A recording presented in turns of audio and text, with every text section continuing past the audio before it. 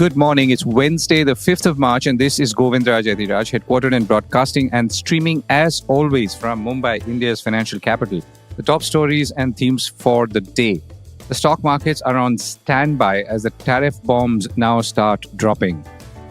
Oil prices are sliding down thanks to those tariff bombs, even as gold prices start looking up. Trump-friendly Wall Street Journal calls the tariffs the dumbest move for whacking friends and not adversaries. Warren Buffett says Trump moves against Canada and Mexico are an act of war. Amazon to step up data center investments in India. And our climate section, how ready is India for extreme temperatures in March?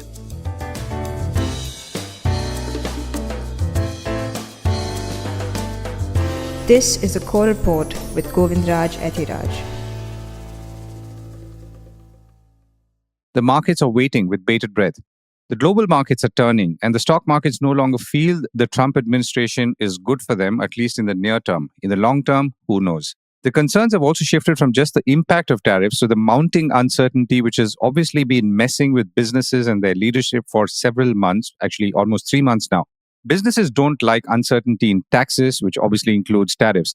The uncertainty and the back and forth is causing now more damage to businesses than the tariffs themselves. Now, this actually has been one of the biggest bugbears of most direct and portfolio investors who come to India, who complain about lack of consistency in policy. And of course, this is a stark contrast that the biggest contributor and creator of business uncertainty right now is the United States. Back home, the Nifty 50 has now clocked its longest falling streak in its 30-year history on Tuesday, as investors, as we said, are now standing by. More on that and the retaliatory responses shortly. So the Nifty has now fallen about 4% in 10 sessions, which also gives you a sense of the sheer selling pressure in recent weeks, and 16% from its record high hit in September. There are sectoral variations in behavior even now, but it usually goes one way or the other, or one counterbalances the other. For example, while there was a possibility markets could have done better on Tuesday, IT and auto stocks pulled the market down, as opposed to sectors like financials, which did well, but not well enough. The 30 stock Sensex was down 96 points at 72,989, while the Nifty 50 was down 36 points at 22,082. The relatively good news, of course, was that the broader markets were up, with the Nifty Smallcap100 and Nifty Midcap100 going up by about 0.7 and slightly above, or rather closer to 0.1% for the Nifty Midcap100. Now, there is some focus on the 22,000 mark for the Nifty and the 73,000 mark for the Sensex. On Tuesday, the Nifty did hold above the 22,000 mark, as we've mentioned, but the Sensex has fallen below 73,000. Indian markets were also tracking the rest of Asia on Tuesday, which were influenced by, among other things, the close to 9% fall in AI major Nvidia stock on Monday night on Wall Street. Gold prices are up. Gold prices are now climbing in India as well, now back over the 86,000 rupee per 10 gram mark on commodity exchange MCX in intraday trade on Tuesday. MCX gold for April 4 contract, according to reports, is only slightly below its all-time high of 86,592 for 10 grams. Gold analysts that we've been speaking to at the core have been consistently saying that gold is a good buy in the medium term and, of course, the long term. Oil prices are down. Here's good news for major oil importers like India, at least for now. Crude oil prices have fallen following reports that the Organization of Petroleum Exporting Countries Plus will proceed with a planned output increase in April, according to Reuters. Brent futures were down to about $70.70, under $71 on Tuesday. Analysts told Reuters the current downward trend in oil prices was primarily driven by OPEC Plus's decision to increase output and, of course, the introduction of US tariffs. The OPEC and allies like Russia, which makes it the OPEC Plus, decided on Monday to proceed with the planned April oil output increase of 138,000 barrels a day. And this is the group's first such move since 2022, according to Reuters. The Trump administration's dumbest move. The Trump administration-friendly Wall Street Journal yesterday heaped insult upon injury by saying it understated the point when it called the Mexico and Canada tariffs, which have now kicked in, the dumbest in history.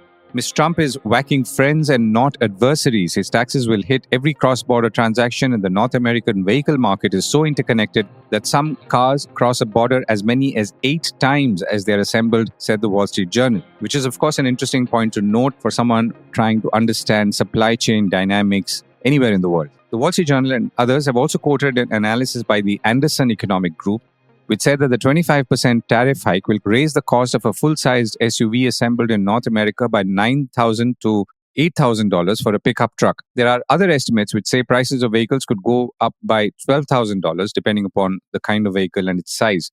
And with all of this, of course, inflation would go up and slow down the economy, which, of course, could affect demand. Investors are trying to read this uncertainty as they also watch growing evidence of a slowing economy in the US, the Wall Street Journal said.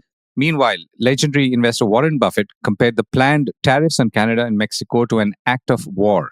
The legendary investor behind Berkshire Hathaway, which has significant investments in railroads, insurance, energy, retail, manufacturing, and so on, spoke during an interview that he gave to CBS News, which was picked up by various news organizations, including CNN. There, he said that actually, we've had a lot of experience with them, that's tariffs, and over time, they are a tax on goods. I mean, the tooth fairy doesn't pay him, he said with a laugh. And then what? You always have to ask that question in economics. You always say, and then what? This was Warren Buffett. China and Canada retaliate. China has said it will slap fresh duties on American food and agricultural products, including chicken and cotton, after the US doubled tariffs on all Chinese exports on Tuesday. Bloomberg reported, also saying that soybeans, beef, and fruits are amongst the products facing a 10% tariff, according to an announcement by the Ministry of Finance reported by them. Analysts said these measures are still relatively measured for now. Meanwhile, after the US put those 25% tariffs on all imports from Canada and Mexico and slapped that 10% on China, except energy, where Canadian energy products are only being charged at 10%. So China and Canada have reacted. Canada has now said that the first tranche of tariffs would come in shortly after US levies targeting about $20 billion in US goods. According to Bloomberg, China's actions include up to 15% tariff on a range of agricultural goods, adding 10 US entities to a blacklist and banning genome sequencing firm Illumina from selling its products in China. At a briefing on Tuesday, China's foreign ministry officials reiterated that the US should engage in talks with China on the ground of mutual respect. They said that US farmers will be upset that one of their key markets is adding these tariffs, but other industries haven't been hit by wide-scale tariffs, at least not yet, according to Bloomberg. Container trade is on the edge.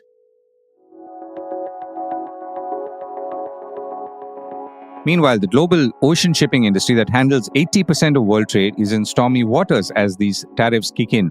The Drewry World Containers Index spot rate for a 40-foot container was holding at about $2,629 as of Thursday, which, by the way, just to put things in context, is 75% below the pandemic peak of $10,377 in September 21 and the lowest since May 2024, according to Bloomberg, which also quoted a Jefferies analyst note saying the geopolitical landscape has, of course, become more complex, which could lead to wild swings for freight rates in either direction, but our base case, or rather their base case, is for a moderation throughout 2025. In an earlier panic-inducing move, the US Trade Representative on February 21st proposed hefty fees on Chinese-built vessels entering US ports under a union-supported plan to push US shipbuilding, according to Reuters. Under that proposal, the vessel owned by Chinese maritime transport operators, including the government-owned Costco, would pay a port entrance fee of $1 million per vessel. The fee for other operators using Chinese-built ships could top out at $1.5 million. Amazon steps up. Even as the tariff wars begin and get into full gear, American companies are doing what they do best, which is find new markets for growth and expansion. Amazon's cloud service provider, that's Amazon Web Services, has said it will invest about $8 billion in Maharashtra state over the next few years, Reuters quoted government officials saying. According to a report by International Data Corporation, India's cloud services market, which is, or rather was estimated at about $8.3 billion in 23, is expected to cross $24 billion by 2028, which is exactly in 3 years' time. Some 50% of India's data center capacity is right here in and around the city of Mumbai. India's electronics minister said that along with the investment, there will be significant growth in employment, and the investments would roll out between 29 and 30. Amazon will also deploy its own graphics processing units, latest technologies, and cloud management services in India. The minister said Amazon already runs 2 data centers on the Indian subcontinent, one in Mumbai launched in 2016 and another in Hyderabad, which started in 2022, according to that Reuters report. Warm weather ahead.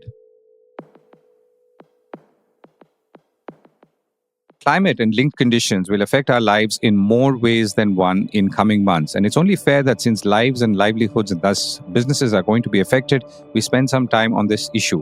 India is set to see hotter weather in coming months after recording the second warmest February in more than a century, raising the risk of water shortages, crop damages, and strain on the electricity and power networks. More parts of the country are likely to see more days of heat waves than usual during the 3 months ending May 31st. Officials at the India Meteorological Department told media last week and quoted by Reuters. An early onset of summer is already raising concerns over the wheat crop, among others, as we discussed earlier on the core report. In 2022, the hottest March in more than 100 years hit production and forced the government to curb exports, and rising temperatures will obviously also boost consumption of coal and essentially lead to a major energy management challenge and situation. I reached out to Dr. Arunabha Ghosh, CEO of the Council on Energy, Environment and Water, and I began by asking him how we could be better prepared for these rising temperatures, including from a policy perspective. Last year, at a global scale, we breached the 1.5 degree, but India itself, there were actual recorded heat waves in 2024 were 5 times more than the normal in India. Actual recorded heat wave days. Normally, the warnings are given for, 3-4 days at a stretch. It extended to about 20 days. 2025 February has been the hottest and one of the driest months in India in the last 125 years.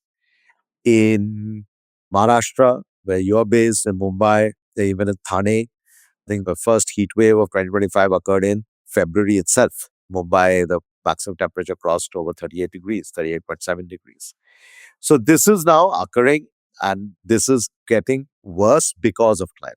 The heat waves in 2022 in India were 30 times more likely because of climate change. So what do we do? First, we have to understand that our predictive modeling has to keep getting better. The Indian Meteorological Department has been investing in this. There is now a newly developed what is called a multi-model ensemble based on which the forecasting is being done. That has to then combine with what we at CEEW call the hyperlocal assessment of heat and humidity. So this has to be at a neighborhood by neighborhood level. So, for instance, in the same city, if you have a much more built up area versus a greener area, felt heat will be different. If it is an area where there's a lot more outdoor activity, such as construction, the impact on public health will be different from where it might be central business district, where many workers will be indoors in office buildings. So the same heat has different implications. So this neighborhood by neighborhood hyperlocal mapping of the heat stress helps to then design the heat cum humidity action plans. In addition to that, what we have to understand is that urban areas in India are already warming faster than the rest of the country, precisely because of not just the climate-induced heat, but what is called the urban heat island effect. So we have to seriously start thinking about city design, including green cover, including water bodies, etc., that help to absorb the heat better. Once you've got these basic benchmarks and baselines established, then we have to save lives, save livelihoods, and look at the broader ambient ecosystem. So for saving lives, we need to invest in the early warning based on that hyperlocal mapping as well as the predictive analytics.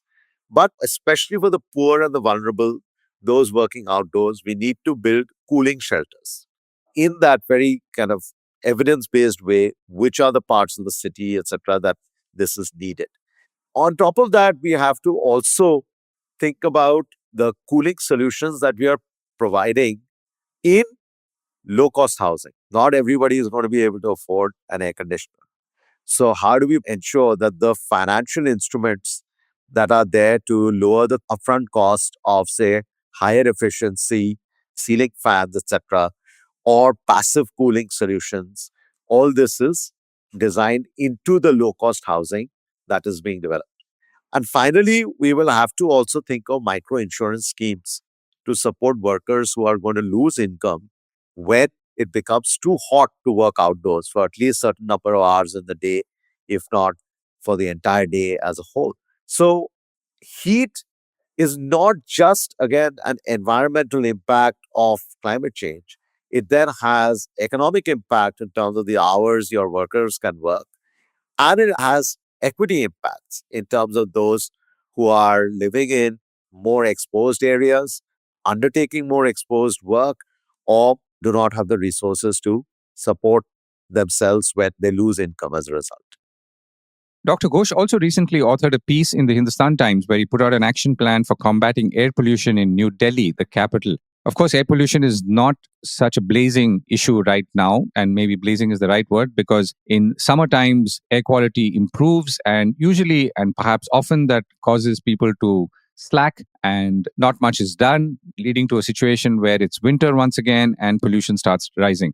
Now, there is a fair emphasis in that report on reducing vehicular traffic and also creating disincentives for people to own cars, like reducing the amount of parking spaces. Now, Delhi's problems and battles with air pollution are well documented. My question to Dr. Ghosh as we step into this relative period of calm was, what should other cities in India do in order to prepare themselves for this fight against air pollution, including cities like Mumbai, which saw pollution levels matching and even crossing Delhi on some days last year, and that was perhaps for the first time ever? I think the first thing we have to understand is that air pollution is a sort of multi-hydra, or rather hydra-headed problem with multiple sources. The sources vary from city to city, but the basic composition of the sources is pretty much the same. There's transport emissions, there's dust, construction dust, but also road dust, there's industrial pollution, there's a burning of municipal solid waste, there's burning of agricultural waste, and then there is indoor pollution from unclean fuels used for cooking. The first lesson that any city has to learn is to do these updated source apportionment studies. Basically, you do an inventory of the different pollution loads, and then you try and identify what are the sources. So, if in Delhi, the bulk of the pollution is coming from transport, in Mumbai, it could be from construction dust, for instance. So, there are about 130 odd cities under the National Clean Air Program, what are called the non-attainment cities. And each one has to do that detailed source apportionment. That's one thing. Second is that we have to make sure that we have a very extensive network of air quality sensors. Delhi has a lot more compared to other cities in India. But even then, we need to understand that there has to be a balance between large regulatory grade monitors and a network of low-cost monitors which can provide real-time information. The third thing you need for this backbone is a decision support system, which uses the air quality information that is coming in and then links it to the sources and helps the authorities to make those decisions in a fairly real-time basis. And the fourth part of the backbone has to be, of course, the enforcement authorities. And the enforcement authorities are a combination of a state pollution control board or a pollution control committee, and of course, other law enforcement officials. So when you put this backbone together, then you have to see, what actually you have to do. And I think one important element here, and I've been writing about this consistently, is that we need a mission mode on dealing with air pollution. The bulk of the world cities currently suffering from very poor quality air are in India. This is not something just to be kind of instinctively opposed to, or something that we think is a shame on India or something like that. We have to understand that this is impacting not just our public health, but also impacting labor productivity. It is impacting foreign investment, and it is impacting GDP growth. So if we are interested in Our economic development, we should be interested in cleaner air rather than thinking of cleaner air as an obstacle to economic development. Across the world, we have seen that as cities and countries have cleaned up their air, investments, talent acquisition, growth, productivity has all increased rather than decreased. So we need a mission mode. With that mission mode, you need targets, and you need short-term targets and medium-term targets, so we can hold each other to account for getting to those targets. In the same way we are dealing with energy transition, the same way we're dealing with, say, industrial decarbonization, or any other mission you take on, or building roads or whatever it is. Once you get into a mission mode, you have a long-term target supported by the short and medium-term targets. You know what to get to. You know the people who are responsible, and you get on with it. So if you were to pick one, for example, you've talked about private vehicles as one category to address in Delhi, and addressing it not just by bringing down the number, but also focusing on issues like parking, which becomes a disincentive to people to buy cars to start with.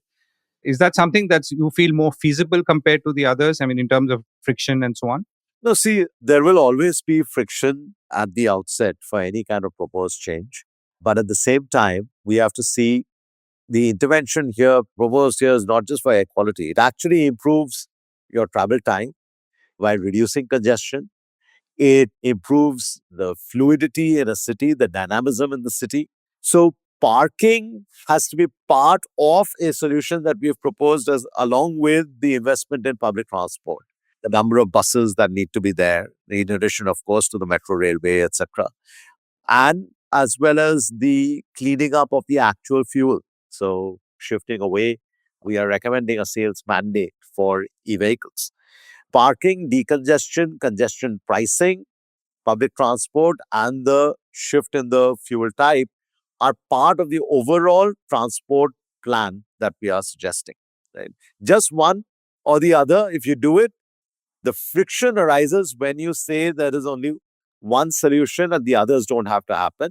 And then the consumer, the citizen, feels, well, you've just increased my parking rates, but you've not reduced congestion, or you've not provided me with a public transport alternative, etc. It's when all of this comes together. It's like this, you go into a surgery, you can't say, well, I'm going to operate, but I'm not going to sew up your wound, or I'm not going to give you a post-op medication. Obviously, no one's going to want to go into that surgery. Or if you don't have an anesthetist in the room. Right now, honestly, we are living without anesthesia, and that is why this is so painful. Arunabha, thank you so much for joining me. Sure. Thank you, Govind.